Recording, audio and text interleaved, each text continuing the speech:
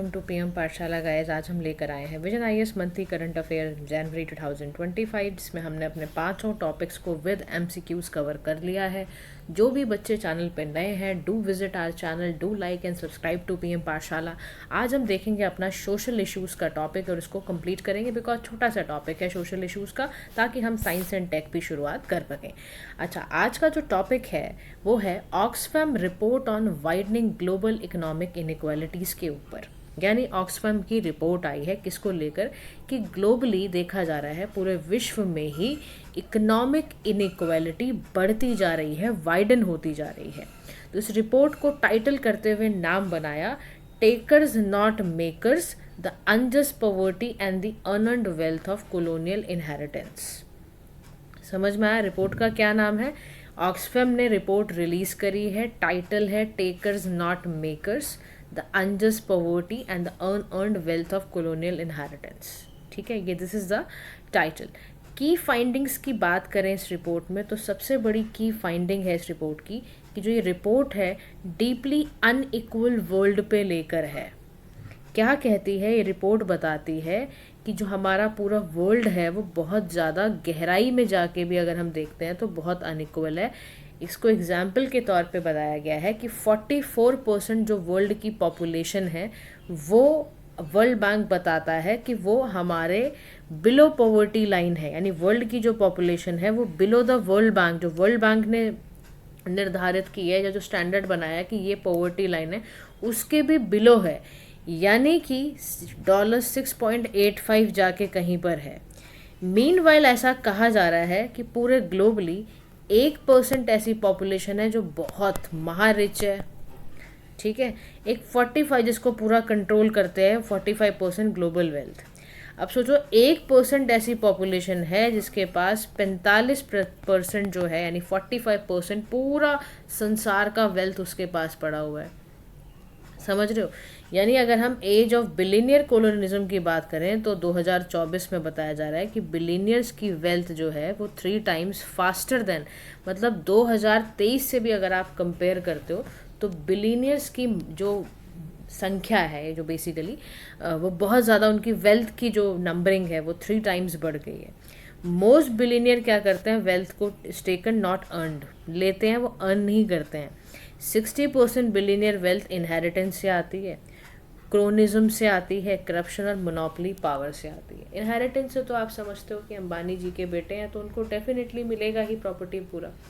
अब एक शब्द यहाँ पर इन्होंने कहा कि क्रोनिज्म क्या होता है, तो ये आपको ज़रूर पता होना चाहिए कि क्रोनिज्म क्या होता है।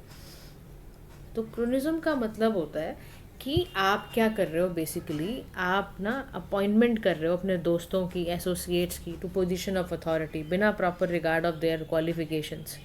समझ रहे हो? तो क्रोनिज्म और नेपोटिज्म कुछ एक जैसा से समझ लो आप। नेपोटिज्म में आप फेवर करते हो अपने रिलेटिव्स में सारी पोजीशन पे, क्रोनिज्म में आप अपने कंपेनियंस और फ्रेंड्स को ही चाहते हो कि वो हर पोजीशन पर आए, चाहे वो उस लायक हो या ना हो। या करप्शन, भ्रष्टाचार करके आप ऐसा कर लेते हो। तो यानी अगर हम देखें तो बहुत ही वर्ल्ड हमारा अनइक्वल है। सेकंड रिपोर्ट की फाइंडिंग कल थी, जो देखा गया ऑक्सफैम रिपोर्ट में, वो था कॉलोनियल इनहेरिटेंस। यानी जो unearned nature of much of extreme wealth of ultra rich is arguably a result of colonialism. Historically modern day phenomena अगर आप देखते हो तो अनअर्न्ड वेल्थ है, ये अल्ट्रा रिच बनते जा रहे हैं। ये कह रहा है ये रिजल्ट है कॉलोनियलिज्म का भी रिजल्ट है हिस्टोरिकली, और दोनों फिनोमेनाज मिलकर आएंगे। कॉलोनियल इनहेरिटेंस की वजह से भी ऐसा है। कह रहा है इसको और डिटेल में समझाऊं अगर मैं आपको, हिस्टोरिकल कॉलोनियलिज्म इसलिए बोला जा रहा है क्योंकि ना देखो, जितनी भी रिच कंट्रीज थी वहाँ पर फॉर्मल ऑक्यूपेशन था, डोमिनेशन किनका ज़्यादा होता था। हालांकि कई जगह पे आपका केम टू एन एंड हुआ नेशनल लिबरेशन स्ट्रगल्स के कारण, जो कि वर्ल्ड वॉर 2 के बाद काफ़ी कुछ चला तो वे स्ट्रगल्स हुआ, लेकिन फिर भी कुछ चीज़ें वहाँ पे छूटी।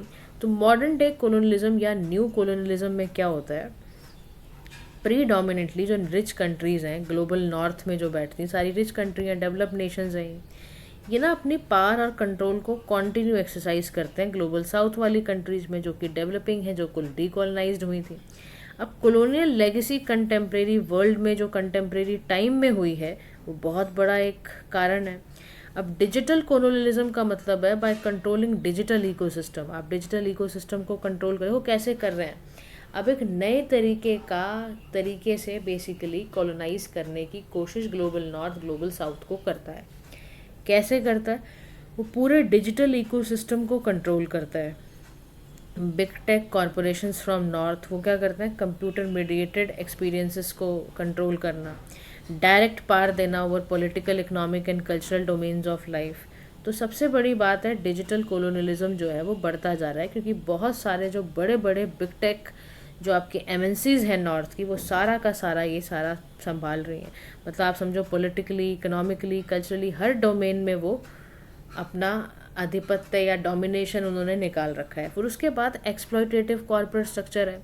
आप एमएनसीज को एग्जाम्पल के फॉर्म में लो, ठीक है, ग्लोबल नॉर्थ में एमएनसीज हैं, ये क्या करती हैं? बाहर डेवलपिंग नेशंस में आती हैं, ग्लोबल साउथ की कंट्रीज़ में आती हैं, इनको वहाँ से चीप लेबर मिल जाता है और रिसोर्सेज को वहाँ से एक्सट्रैक्ट करती रहती हैं। बैठी हेडक्वार्टर्स इनके बाहर की कंट्रीज़ में, ग्लोबल नॉर्थ की कंट्रीज़ में, सारा रिसोर्सेज ये कहाँ से निकालती हैं? ग्लोबल साउथ से निकालती हैं। आप समझ रहे हो? यहाँ पर इतना पैसा देने की बात होती है, एमएनसीज आती हैं, देखो अपना फ़ायदा सबसे पहले हर कोई ढूंढता है, और बिज़नेस में तो ख़ास तौर पे। तो आप समझो इनको कितना बेनिफिट उठा रहे हैं ये। आप ये देखो 1995 से 2015 के बीच में 242 US dollar trillion US dollar 2010 का अगर आप करो तो एक्सट्रैक्ट किया गया था by global north. Global north की कंट्रीज़ ग्लोबल साउथ से इतना पैसा निकाल के ले जाती हैं अपने कंट्री में। अनइक्वल पार है, आप जानते ही हो। ग्लोबल गवर्नेंस के जितने भी इंस्टीट्यूशंस हैं सब ग्लोबल नॉर्थ उसको डोमिनेट कर रहे हैं। अब आप सोचो ना, जितने भी G7 कंट्रीज़ हैं, अभी आप मुझे कमेंट सेक्शन में बताओ G7 कंट्रीज़ की मीटिंग कहाँ हुई थी? पहली चीज़। सेकंड क्वेश्चन ये है, G7 कंट्रीज़ में कौन कौन से मेंबर्स हैं? क्या भारत उसका पार्ट है या नहीं है? या क्या इस बार जो मीटिंग हुई तो भारत वहाँ गया था? क्यों, ऐसा कौन से स्टेटस के साथ गया था? ठीक है, ये क्वेश्चन आपको जवाब देना है। G7 कंट्रीज़ में 41% जो वोट है ना, वो इनका जाता है IMF और वर्ल्ड बैंक में। डिस्पाइट हैविंग लेस देन, सोचो इनके पास 10% की वर्ल्ड पॉपुलेशन से भी कम पॉपुलेशन है, लेकिन उसके बावजूद IMF और वर्ल्ड बैंक में इनका कितना ज़्यादा होल्ड है वोट के कारण। आप सोचो, गिनते जाओ सारी चीज़ें आप ये कि कितना ज़्यादा इन्होंने ख़राब कर रखा है, मतलब कितनी इनइक्वालिटी है देखा जाए तो कह रहा है कि इस इम्पैक्ट हिस्टोरियल कोलोनियलिज्म से प्रेजेंट डे इनइक्वालिटी पे सबसे बड़ा असर पता है क्या होता है? Exploitation and profound economic inequality. यानी बॉर्डर कॉन्फ्लिक्ट जो है due to arbitrary colonialism partition हुए बॉर्डर कॉन्फ्लिक्ट है। आप देखो ना, अब आप हमें ही देख लो, भारत जैसी कंट्री को सबसे ज़्यादा क्राइसिस बॉर्डर से ही तो होता है। बॉर्डर के वजह से ही हमारे कितने सारे नेबर्स हमसे नाराज़ रहते हैं, हमारे बीच में खटास चलती रहती है, हमारी फाइट चलती रहती है। चाइना हुआ, पाकिस्तान हुआ, बांग्लादेश हुआ, बहुत जगह जगह पर, कभी नेपाल के साथ हो जाता है, कभी श्रीलंका के साथ। तो ये सब देकर कौन गया है? बॉर्डर कॉन्फ्लिक्ट हमें गिफ्ट में देकर गए थे सारे ब्रिटिशर्स। समझ रहे हो? तो कॉलोनियल पार्टीशन ऐसा हुआ कि इकोनॉमिक इनइक्वालिटी वहीं से शुरू हो गई। अब जो लो इनकम कंट्रीज़ हैं उनको टैक्स लॉसेस देखने पड़ते हैं। 47 बिलियन टैक्स का नुकसान हुआ हमारे देश को, मतलब ग्लोबली भी अगर देखा जाए लो इनकम कंट्रीज़ को। ग्लोबल टैक्स एब्यूज़ बहुत ज़्यादा होता है। पब्लिक हेल्थ बजट पे इतना पैसा सरकारें लगा ही नहीं पाती, लो इनकम कंट्रीज़ कहाँ लगा पाती हैं? उनका इतना ज़्यादा तो कर्जा ही चल रहा होता है। फिर उसके बाद सोशल डिवीजन है, रेसिज्म और एक बड़ा कारण है। आप सोचो ना, ये कहाँ वाइट लोग ब्राउन लोगों को या ब्लैक लोगों को बर्दाश्त कर पाते हैं? लैंड होल्डिंग कितनी कॉन्सेंट्रेशन है ग्लोबल साउथ वालों में, पुअर हेल्थ इंडिकेटर्स हैं ग्लोबल साउथ के, बहुत डिस्पैरिटी है, रिसर्च फंडिंग होती नहीं है यहाँ पर। फिर जेंडर इनइक्वालिटी बड़ी गंभीर रूप से है।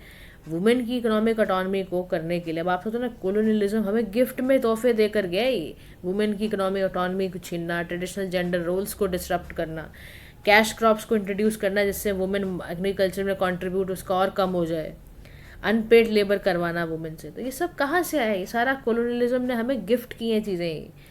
समझ रहे हो? सारी चीज़ें हमें ख़राब करके गया है वो। इकोनॉमिक इनइक्वालिटी इन इंडिया की अगर हम बात करें तो अगर भारत के पर्सपेक्टिव से देखा जाए तो ऑक्सफैम रिपोर्ट ये कह रही है वेल्थ की बहुत इनइक्वालिटी है। भारत के अंदर सिर्फ 1% पॉपुलेशन जो है वो रिच है, more than 40% of total wealth. Bottom में 50% है ओन मेयरली, 3% खाली वो कर रहे हैं। इनकम इनइक्वालिटी की बात करें तो रूरल अर्बन डिवाइड बहुत ज़्यादा है। Average monthly per capita expenditure जो है वो माना जा रहा है 4122 है रूरल। और अर्बन में भी बहुत ज़्यादा है। फिर जेंडर पे गैप की बात देखें तो भारत में जो आदमी हैं वो 82% ऑफ लेबर इनकम को अर्न करते हैं, वुमेन खाली 18% को करती है। तो बहुत ज़्यादा ना हमारा जो वेल्थ है वो भी बहुत ड्रेन होता जा रहा है due to during colonial period की वजह से। यूके ने बहुत हमारा पैसा ड्रेन करके लेकर गया है, बहुत पैसा हमारा छीन गया है। कहाँ भारत सोने की चिड़िया और कहाँ आप सोचो कि हमारे पास इतना पैसे की तंगी थी जिस समय हम आज़ाद हुए हैं। तो ड्रेन ऑफ वेल्थ पे तो आपको याद करो, दादा भाई नौरोजी ने तो किताब लिख डाली इसके बारे में। दादा भाई नौरोजी ऐसे पहले व्यक्ति थे जिन्होंने हाईलाइट किया 1867 में, ड्रेन ऑफ वेल्थ थ्योरी बना दी कि कैसे हम, एक पेपर पे भी लिखा था इन्होंने, England debt to India, that Britain was bleeding India by extract, मतलब खून निकाल रखा था, हमारा खून चूस लिया था बेसिकली, एक्सट्रैक्ट करके इतने सारे रिसोर्सेज, इंडिया का पूरा रेवेन्यू चुरा लिया था। इस पर इन्होंने पॉवर्टी ऑफ इंडिया पे भी लिखा, इन्होंने poverty and British rule in India भी लिखा। तो इन्होंने ना अपनी इस किताब में थ्योरी के अंदर ड्रेन ऑफ वेल्थ में पता है क्या समझाया हुआ है? हाई टैक्सेस लेते थे हमसे, बहुत टैक्स लेते थे, एक्सेसिव ट्रेड का एक्सप्लॉयटेशन करते थे। क्या करते थे ये? रॉ मटेरियल, फिनिश गुड हमें बेचते थे, रॉ मटेरियल्स हमें रॉ मटेरियल्स का क्या करते थे, हमसे उठाते थे सस्ते में और फिनिश गुड्स हमें महंगे में बेचते थे। होम चार्जेस लगा देते थे, प्रॉफिट अपने सारे कंट्री में भेज देते, करेंसी का मैनिपुलेट कर देते थे। तो beginning of 20th century RC Dutt ने एस्टिमेट, उन्होंने ड्रेन करा तो उन्होंने बताया आरसी दत्त जी ने कि 20 मिलियन पाउंड्स एक साल में जाते थे और इतना वेल्थ भारत का चूस के इन्होंने निकाल लिया। तो वे फॉरवर्ड में कह रहा है, ये रिपोर्ट बता रही है, रिकमेंडेशन बता रही है रिपोर्ट क्या कह रही है? नेशनल टारगेट्स के बारे में बात कर रही है। कह रहे जितनी भी कंट्रीज है ना वो नेशनल इनइक्वालिटी रिडक्शन प्लान्स को इस्टेब्लिश कर रही हैं विद स्पेसिफिक टाइमलाइंस, ताकि इकोनॉमिक डिस्पैरिटी कम हो जाए। तो सबसे पहली बात कह रहा है, रिपोर्ट कह रही है कि ना आप नेशनल टारगेट्स बनाओ कि कुछ भी करो। सबसे पहले यहाँ पे कहा जा रहा है जो फॉर्मली कॉलोनाइज कंट्रीज थी वो ऐसा कुछ करें, ग्लोबल साउथ की कंट्रीज। लिए आप देख रहे हो चाहे G20 हो या और भी जगहों पर हमारे जो प्राइम मिनिस्टर हैं कंट्री के, वो ग्लोबल साउथ को आगे बढ़ाने की कोशिश कर रहे हैं। उसका कारण यही है कि रिफॉर्म और रिमूव इनहेरिटेड इंस्टीट्यूशंस का बदलना बहुत ज़रूरी हो चुका है। सेकंड है रिफॉर्मेशन ऑफ ग्लोबल गवर्नेंस, यानी हमें वोटिंग पावर भी चेंज हो रही है, करने की ज़रूरत भी है, चाहे वर्ल्ड बैंक हो चाहे IMF हो। भाई ग्लोबल साउथ की कंट्रीज़ का इन्फ्लुएंस क्यों नहीं है डायरेक्टली, क्यों उन पे इतना ज़्यादा इकोनॉमिक कंडीशंस उन पे इम्पोज की जाती हैं? तीसरी बात, एबॉलिशन ऑफ UNSC का वीटो पावर, या तो उसकी मेंबरशिप की रीस्ट्रक्चरिंग कर दो, परमानेंट सीट को बढ़ा दो और स्पेशली ग्लोबल साउथ कंट्रीज़ के लिए, या UN सिक्योरिटी का वोटिंग वीटो पावर ही हटा दो। फिर चौथी चीज़ है टैक्सेशन ऑफ सुपर रिच, यानी government need to implement reforms to tax the income and wealth of ultra rich individuals, ताकि ये टैक्स अवॉइडेंस एंड एवेजन को टैकल कर पाएँ, टैक्स हेवन्स को एलिमिनेट कर पाएँ। फिर उसके बाद डिसमेंटलिंग मोनोपोलीज़ की बात भी आती है कि आप प्राइवेट मोनोपोलीज़ को ब्रेकआउट करो, रेगुलेट करो कॉरपोरेशंस को, ताकि वो लिविंग वेजेस को पे कर पाएँ, क्लाइमेट एंड जेंडर जस्टिस पे कमिटमेंट दिखा पाएँ। तो डेमोक्रेटाइजेशन ऑफ नॉलेज, यानी हमें मोनोपोलीज ओवर नॉलेज को एंड करने की ज़रूरत है, ट्रेड को रिफॉर्म करें, पेटेंट रूल्स को लेकर आएँ। फिर प्रमोशन करना है ग्लोबल साउथ साउथ कोऑपरेशन का, कि कंट्रीज़ जो हैं वो कलेक्टिव डेवलपमेंट करें ग्लोबल साउथ का, नॉलेज शेयर करके, टेक्नोलॉजी रिसोर्सेज का देख के। तो स्ट्रेंथन करने की ज़रूरत है हमें ग्लोबल साउथ के इंस्टीट्यूशंस को भी, और फॉर्मल कॉलोनियल पावर को हटाने के लिए हमें अनसस्टेनेबल डेट को कैंसिलेशन करने की ज़रूरत है। ग्लोबल नॉर्थ के डोमिनेंस को ग्लोबल इकॉनमी से डिसमेंटल करना आज के डेट की सबसे बड़ी नेसेसिटी बन चुकी है। तो this is all about this topic. We are moving towards the next topic, that is about India's digital health के बारे में हम बात करने जा रहे हैं। न्यूज़ में क्यों था इसके बारे में पढ़ते हैं। इंडिया का डिजिटल हेल्थ, ठीक है, वर्ल्ड इकोनॉमिक फोरम का एक आर्टिकल है, India can be a global path finder in digital health. क्या है? भारत जो है वो एक ग्लोबल पाथ फाइंडर है डिजिटल हेल्थ में, और इन्होंने हाईलाइट किया कि India's potential in building a global resilient digital health care ecosystem. ठीक है, इंडिया के डिजिटल हेल्थ के बारे में है, वर्ल्ड इकोनॉमिक फोरम का ये आर्टिकल है कि इंडिया भी एक global path finder digital health में बन सकता है। इसके बारे में इंडिया का जो हेल्थ केयर लैंडस्केप है बहुत इवॉल्विंग है, वो अर्बन और रूरल हेल्थ केयर सर्विसेज के गैप को बेसिकली कोशिश कर रहा है कि वो गैप जो है वो ख़त्म हो।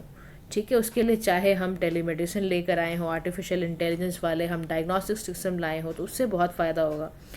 This proactive approach to digital health में क्या होगा, हमने ना इसीलिए डिजिटल पब्लिक इंफ्रास्ट्रक्चर को हम इसीलिए अच्छा कर रहे हैं, इसीलिए इनोवेटिव बना रहे हैं, ताकि उससे देखो बहुत फ़ायदा है। मैंने आपको पढ़ाया था, डीपीडीपी एक्ट भी बताया था, उसमें मैंने आपको फ़ायदा भी बताया था कि ऐसा इंफ्रास्ट्रक्चर करने से हमें हर सेक्टर में मदद मिलेगी, हेल्थ केयर में भी बहुत मदद मिलेगी।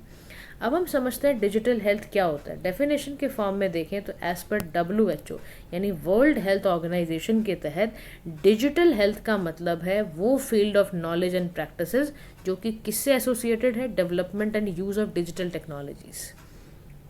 यानी कि हम ना अपने हेल्थ को इम्प्रूव करने के लिए, अब आप देखते नहीं हो प्रोक्टो ऐप में बहुत सारी ऐप्स होती हैं, आप किसी भी डॉक्टर से कंसल्टेशन की फ़ीस दो और आप उनसे डायरेक्टली कम्युनिकेट करो। आपको बहुत ज़्यादा हॉस्पिटल्स में भी जाने की ज़रूरत नहीं है, क्योंकि कई बार ऐसा होता है कि हमारे कुछ चीज़ें जो होती है ना वो ऐसे ही ठीक हो जाती हैं। जैसे मान लो आपको प्रिस्क्रिप्शन ऐसे अच्छे मिल जाए डॉक्टर से, या आपने डायग्नोस्टिक टेस्ट उन्होंने कुछ बोला, आपने करा के वो रिपोर्ट्स को उनको दिखा दिया, वीडियो कॉल्स वगैरह आजकल सब कुछ ही है, तो आपने उनसे किया और वहीं पर बता दिया, आपको जाने की ज़रूरत नहीं पड़ी उनके क्लिनिक में, वो कष्ट नहीं करना पड़ा, आपने टेस्ट कराया, उन्होंने टेस्ट का लिख दिया, ख़त्म। तो डिजिटल हेल्थ एप्लीकेशन से क्या होगा, EHR, टेलीमेडिसिन, वेरेबल डिवाइसेस, तो यानी आपका हेल्थ का एस्पेक्ट मॉनिटर होता रहेगा, आप मैनेज करते जाओगे, स्टोर करते जाओगे। उसके बाद डिजिटल हेल्थ टेक्नोलॉजीज़ के बारे में कह रहा है कि एप्लीकेशन तो है, AI है, बिग डेटा है। ये क्या करता है, ये ना लार्ज वॉल्यूम ऑफ डेटा के पैटर्न को एनालाइज करता है। इंटरनेट ऑफ मेडिकल थिंग्स है, ऑगमेंटेड रियलिटी है, ताकि मेडिकल प्रोसीजर और ज़्यादा क्या हो जाए, एफिशिएंट हो जाएं। इंडिया का डिजिटल हेल्थ इनिशिएटिव क्या है समझते हैं। सेहत की बात है तो टेली कंसल्टेशन सर्विसेज हैं फॉर आर्म फोर्सेस फैमिलीज़ के लिए, ठीक है। ABDM facilitate secure health record को ये वो करता है। आरोग्य है तो सेतु, ये आपका ऐप है for various health services. Sanjeevani है तो telemedicine services connecting patient and providers. कोविड-19 के वैक्सीनेशन प्रोसेसेस के लिए कोविन है। हॉस्पिटल्स हैं, ब्लड बैंक हैं, ORS है। ये सारे के सारे सिस्टम ऐसे तैयार किए जा रहे हैं, और ये सब के सब क्या है, इंडिया का डिजिटल हेल्थ इनिशिएटिव है। चाहे वो सेहत हो, ABDM हो, आरोग्य हो, कोविन हो, हॉस्पिटल्स हो, ब्लड बैंक्स हो, ये सभी सिस्टम्स को डिजिटल हेल्थ के तहत ही दिखाया जा रहा है, इसको आगे से आगे बढ़ाया जा रहा है। भारत के अंदर कुछ प्रोमिनेंट फीचर्स हैं जो हाईलाइट वर्ल्ड इकोनॉमिक फोरम ने किए इंडिया के डिजिटल हेल्थ केयर के लिए, वो समझते हैं। सबसे प्रोमिनेंट फीचर बताया कि इंटर ऑपरेबिलिटी एंड स्टैंडर्डाइजेशन के बारे में, यानी कि सीमलेस डेटा एक्सचेंज करना है स्टेक होल्डर्स के बीच में। तो आयुष्मान भारत डिजिटल मिशन है जो क्या कर रहा है, इसमें आपको यूनिक क्या मिलेगी, एक हेल्थ ID मिलेगी। आप उसको सभी, जब भी आप जाओगे ना हेल्थ कार्ड लेके जाओगे, तो डॉक्टर्स को भी पता रहेगा कि पिछले आपने कितने बीमारी से आप जूझे हो और कैसा आपका हेल्थ रहा है।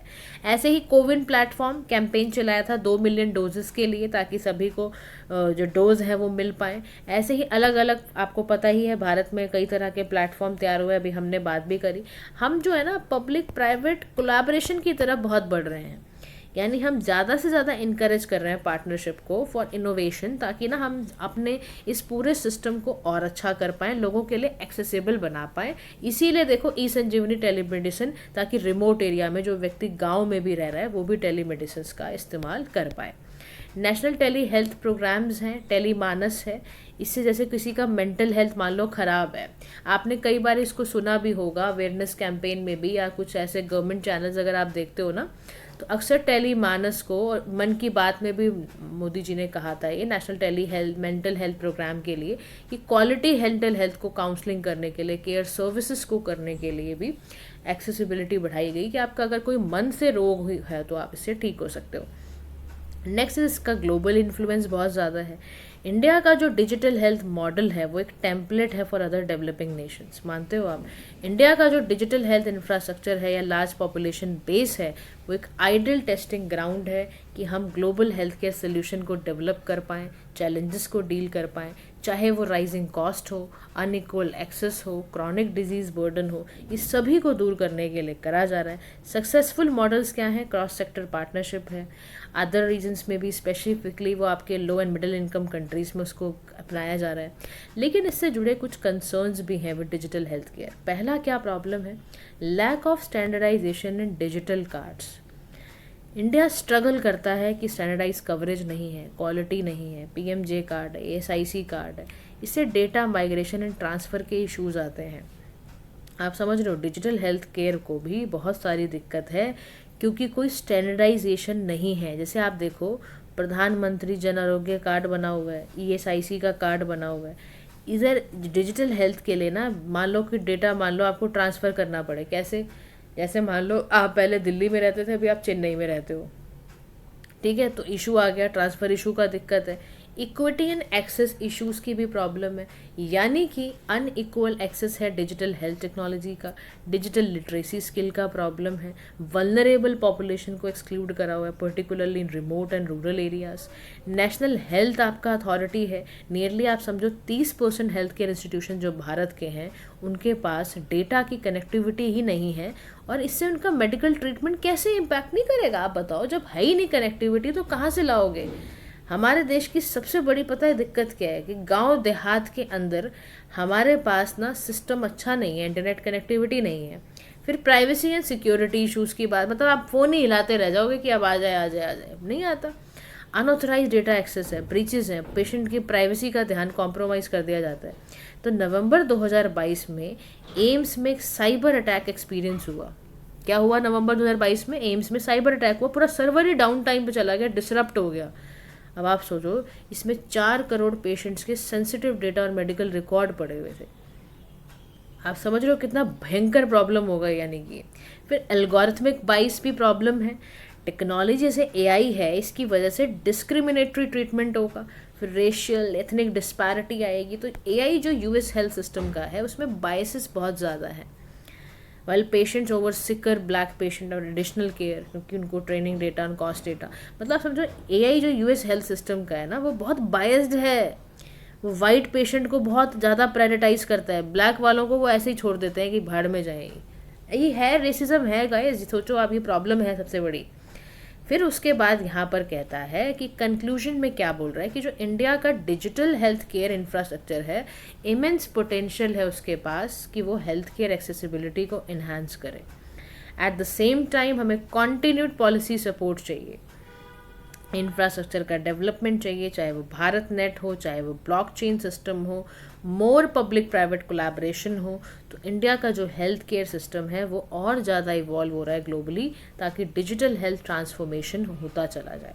इसीलिए हम इस पे चाहते हैं काम करना कि हम ना अपने डिजिटल इंफ्रास्ट्रक्चर को और अच्छा कर देना चाहते हैं, ताकि हमें पता है जो हमारे साथ इश्यूज़ हैं उस पर हम काम करें, चाहे वो साइबर सिक्योरिटी से रिलेटेड हो उसको हम तुरंत दूर करें, जहाँ पर भी इंटरनेट की कनेक्टिविटी नहीं है, इंफ्रास्ट्रक्चर की प्रॉब्लम है, वहाँ डेवलप करें। तो फिर तो ये सबसे अच्छा सिस्टम है ना। मूव टू दी शॉर्ट्स भी इसी में कवर कर लेते हैं, थोड़े से ही हैं। Role of digital public infrastructure for children explored by UNICEF report. ये कह रहा है कि यूनिसेफ की एक रिपोर्ट आई है, global outlook 2025, prospects for children, deals with transformative role that DPI can play in delivery of digital public services of children. DPI क्या है समझते हैं, डिजिटल पब्लिक इंफ्रास्ट्रक्चर क्या है समझते हैं। ये एक शेयर डिजिटल सिस्टम का सेट है जो डिलीवर करता है, प्रोवाइड करता है इक्विटेबल एक्सेस टू पब्लिक और private services at societal scale. क्या करता है? डिजिटल सिस्टम तो है ही शेयर्ड वाला, जिसमें सभी पब्लिक सर्विसेज, प्राइवेट सर्विसेज आपको मिलेंगी। ये एक ऐसा सिस्टम है जिसमें टेक्नोलॉजी, मार्केट और गवर्नेंस तीनों चीज़ें दी जा रही हैं। डीपीआई का बच्चों के वेलबींग पर असर ये पड़ेगा कि एक तो आपका डिजिटल आईडी बच्चे की बन गई, एसेंशियल सर्विसेज लेनी हो आपको तो वो आप कनेक्ट ही हो सिविल रजिस्ट्रेशन सिस्टम से। तो भारत का जो नेशनल डिजिटल एजुकेशन प्लेटफॉर्म है, दीक्षा है, ये इसीलिए लेकर आया गया है ताकि एजुकेशनल गैप्स को ख़त्म किया जा सके। हेल्थ के फॉर्म में देखा जाए तो हेल्थ के रिकॉर्ड को ठीक करना है, इलेक्ट्रॉनिक इम्यूनाइजेशन रजिस्ट्री जमाइका का, जैसे उसने काफ़ी चाइल्डहुड वैक्सीनेशन रेट को भी इम्प्रूव करा है, फिनेंशियल लिटरेसी को ठीक करना हो, सोशल पार्टिसिपेट प्रोटेक्शन सिस्टम को इन्हांस करना हो, तो सभी में बहुत ज़्यादा इनका योगदान होता है। अब हम देखते हैं कि डीपीआई के यूज़ से चैलेंजेस क्या हैं। तो सबसे बड़ा क्राइसिस है डिजिटल इनइक्वालिटी और पुअर कनेक्शन। 43.6% जो भारत का गांव में रहने वाला युवा है वो 15 से 24 ईमेल सेंड करता है। देखो देखो, समझो आप। पुअर इंटीग्रेशन है, इस नेशनल आईडी से कोई जुड़ ही नहीं रहा, कवरेज इतनी है नहीं, डेटा है नहीं, तो आपको रिकमेंडेशन देनी पड़ गई इसीलिए कि डिजिटल आईडी बनाओ, सीआरवेस सिस्टम यूज़ करो। और डिजिटाइज करने के साथ साथ सिस्टम ऐसा भी हो जो सिक्योर हो, जो डिजिटली आपको लिटरेसी और फाइनेंशियल इंक्लूजन का काम करे। अब आपको अगर क्वेश्चन आ ही जाए, मान लो कि डिजिटाइज CRVS सिस्टम क्या है, तो क्या आप लिख कर आओगे? तो देखो, डिजिटाइज जो CRVS सिस्टम है ना, CRVS का फुल फॉर्म याद रखना, इसका मतलब होता है सिविल, जैसे यहाँ पे लिखा हुआ है ना, रजिस्ट्रेशन एंड वाइटल स्टैटिस्टिक्स। इसका ये मतलब होता है कि पेपर बेस्ड रिकॉर्ड को कन्वर्ट करके क्या करना है, डिजिटल फॉर्मेट में करना है, ताकि एफिशिएंसी और डेटा की एक्सेसिबिलिटी बढ़ पाए और इससे आपकी प्लानिंग और डिसीजन मेकिंग अच्छी होती चली जाए। ठीक है, move to the next short जिसमें हम बात करेंगे UDISE plus 2023-24 report on school education के ऊपर ये रिपोर्ट आई है, इसको देखते हैं हम। मिनिस्ट्री ऑफ एजुकेशन ने unified district information system for education plus की रिपोर्ट को रिलीज़ करा है और पहली बार ये आया है at national level and individual student wise data collect किया गया है फ्रॉम ऑल रिकॉग्नाइज स्कूल्स और इसको नेशनल एजुकेशन पॉलिसी के साथ भी अलाइन करा गया है। इस पूरी रिपोर्ट की फाइंडिंग ये है कि स्टूडेंट का एनरोलमेंट ओवरऑल जो डिप हुआ है वो कम हुआ है। ठीक है, हमारे देश में ही कह रहा है, क्या हुआ है, लोग स्कूल नहीं जाना चाहते, उसके पहली बात एडमिशन ही नहीं करा रहे हैं। Drop of about 1.55 crore student जो है उनका ड्रॉप हुआ है। ड्रॉप आउट भी बहुत ज़्यादा है। प्री प्राइमरी क्लास 2 के लेवल पे बच्चों को पढ़ाते तो है नहीं पेरेंट्स। मैक्सिमम ड्रॉप आउट देखा जा रहा है 9वीं से 12वीं के बीच में, और है कौन, वही हाईएस्ट ड्रॉपेस्ट एनरोलमेंट, आपको वही याद रखने, Bihar, UP, Madhya Pradesh. Retention rate higher at international elementary levels पर बहुत ज़्यादा है। ग्रॉस इनरोलमेंट रेशो की बात करें तो minor dip at all levels except at the secondary level. तो ग्रॉस इनरोलमेंट जो रेशो है compares enrolment in a specific level of education. फिर स्कूल इंफ्रास्ट्रक्चर की बात करें तो असम है, उड़ीसा है, कर्नाटका है, इनमें इंफ्रास्ट्रक्चर बहुत अंडर यूटिलाइज रह गया है। लो स्टूडेंट टू स्कूल रेशो रह गई है, बहुत ही लो है। तो यूडाइज जो है बेसिकली यहाँ पर unified district information system for education plus, ये क्या कर रहा है, ये सभी स्कूलों में जाके ना डेटा कलेक्ट कर रहा है, डिपार्टमेंट ऑफ स्कूल एजुकेशन द्वारा डेवलप करा गया है, ताकि ये चेक करना कि सबसे पहले तो मैनुअल डेटा का सिस्टम हटाना है। अभी क्या करना है, हमें डिजिटल डेटा चाहिए। हमें कैसा डेटा चाहिए, डिजिटल डेटा चाहिए स्कूल के लिए, infrastructure, teacher enrolment and all के लिए। ठीक है, मूव टू द नेक्स्ट वाला शॉर्ट है एम्पावर उसके बाद बिज के बारे में। इसमें देखो क्या है, इसमें बेसिकली ना वुमेन एंटरप्रेन्योरशिप प्लेटफॉर्म है ये नीति आयोग का, जिसमें ये एम्पावर बिज, सपनों की उड़ान बेसिकली बात की जा रही है कि किसका एम्पावरमेंट करना है, लेडीज़ का। आपको पता है आज वर्ल्ड इंटरनेशनल वुमेंस डे है, तब इंटरनेशनल वुमेंस डे है, ठीक है ना। तो इसी के तहत यहाँ पे नीति आयोग को तो पता ही था कि आने वाले टाइम पे तो करना ही है काम। तो यहाँ पर बेसिकली ना वर्ल्ड के लिए बेसिकली यहाँ पर क्या किया जा रहा है, वर्ल्ड एंटरप्रेन्योरशिप प्लेटफॉर्म तैयार किया जा रहा है, सपनों की उड़ान। ताकि नीति आयोग के 2018 में ही आया था ये, आप जानते ही हो। इसमें ना PPPP मॉडल पर ही बनाया गया है ये। तो ये करना क्या चाहता है, वुमेन को ना, एंटरप्रेन्योर्स को एम्पावर करना चाहता है, उनको स्किल्स रिसोर्सेज देकर। ये मेंटोरशिप भी देगा, रिटेल मैनेजमेंट सिखाएगा, डिजिटल टूल सिखाएगा, फाइनेंशियल लिटरेसी सिखाएगा, ताकि वुमेन एंटरप्रेन्योर्स को ज़्यादा से ज़्यादा एस्पायर कर पाए। इसलिए ये तैयार किया जा रहा है। तो guys, this is all for your today's. ठीक है, आज के लिए इतना ही। साइंस एंड टेक के लिए हम जल्दी मिलते हैं, इवनिंग में भी मिल सकते हैं हम आज। तो अभी आप इतना प्रिपेयर करिए और thank you so much for listening. Have a nice day to all.